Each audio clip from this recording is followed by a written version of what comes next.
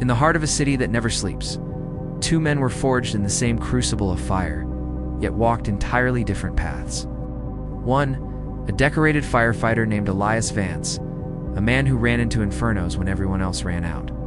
The other, a shadowy figure known only as Cinder, a phantom born from the ashes of a tragic past.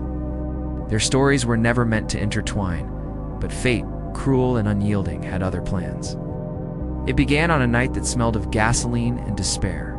A towering warehouse, a known haven for the city's forgotten, erupted into a violent blossom of orange and black.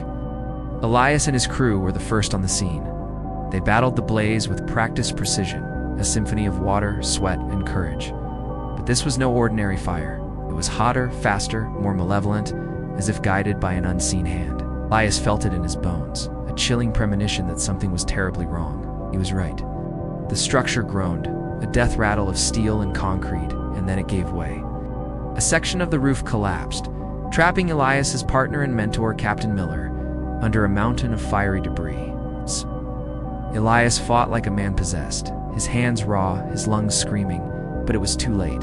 He carried Miller's lifeless body from the wreckage, a promise of vengeance solidifying in his heart like cooled steel. The official report called it an accident, a tragic consequence of a faulty electrical system. Elias knew better. He had seen something in the flames, a fleeting shape, a human silhouette dancing just beyond the reach of the water. And he had smelled the telltale scent of a chemical accelerant. This was arson. This was murder. His investigation began where the official one ended. He spent his off-duty hours combing through cold cases, looking for a pattern, a signature. He found one, a series of fires, all ruled accidental, all targeting properties owned by one man, the untouchable real estate magnate, Alistair Finch.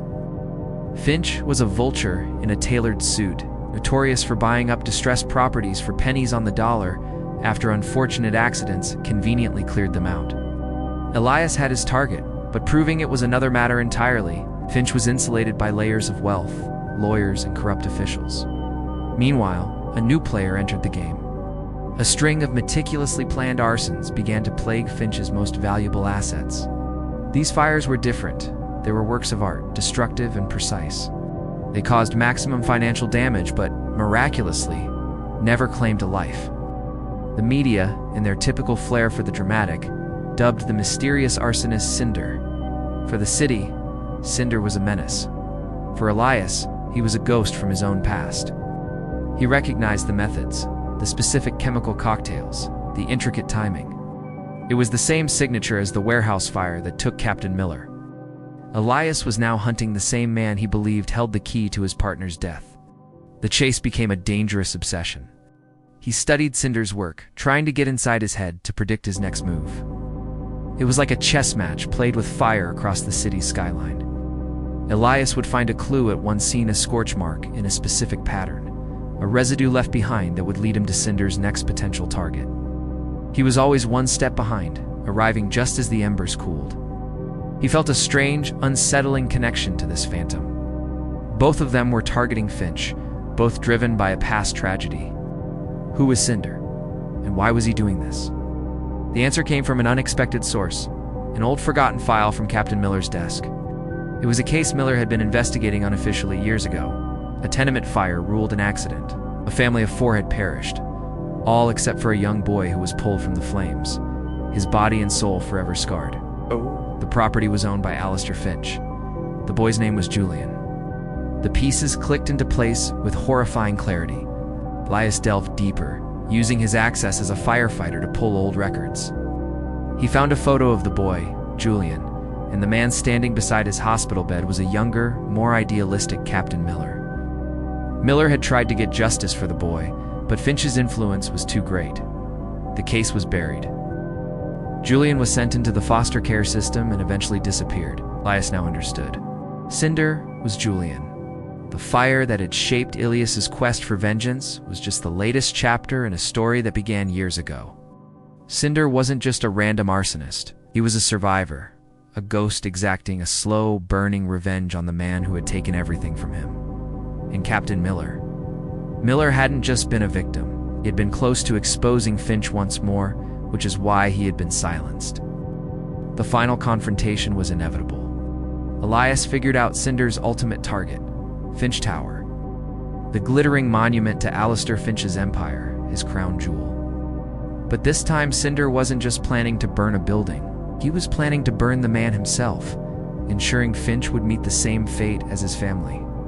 Elias raced to the tower, not just as a firefighter, but as a man caught between his duty and a profound, conflicted understanding. He found Cinder on the top floor, in Finch's opulent penthouse office, with Finch tied to a chair. The room was rigged, a complex web of incendiary devices set to a timer. The air was thick with the smell of accelerants and shared grief.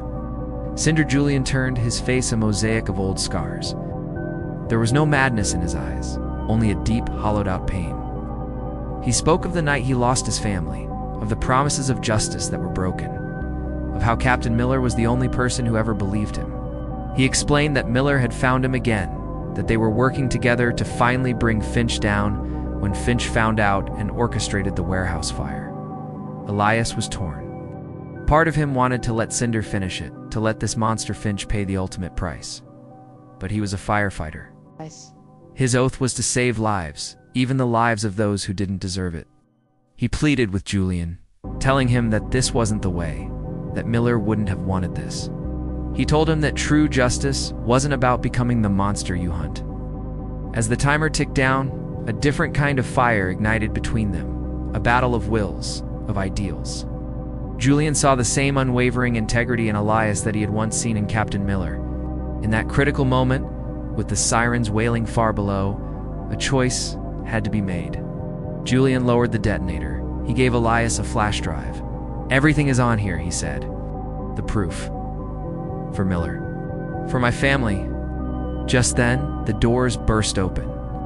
Not with firefighters, but with Finch's private security.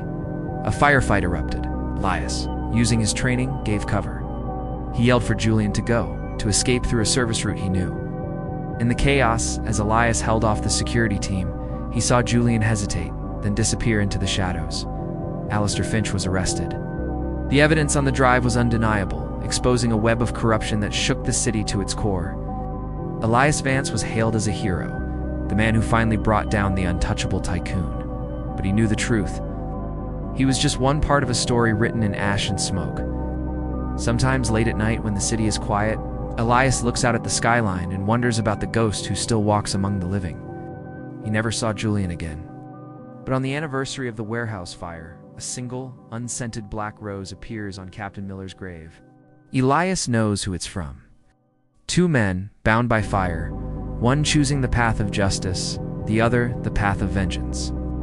In the end, they had saved each other, proving that even from the darkest of ashes, something like hope can rise.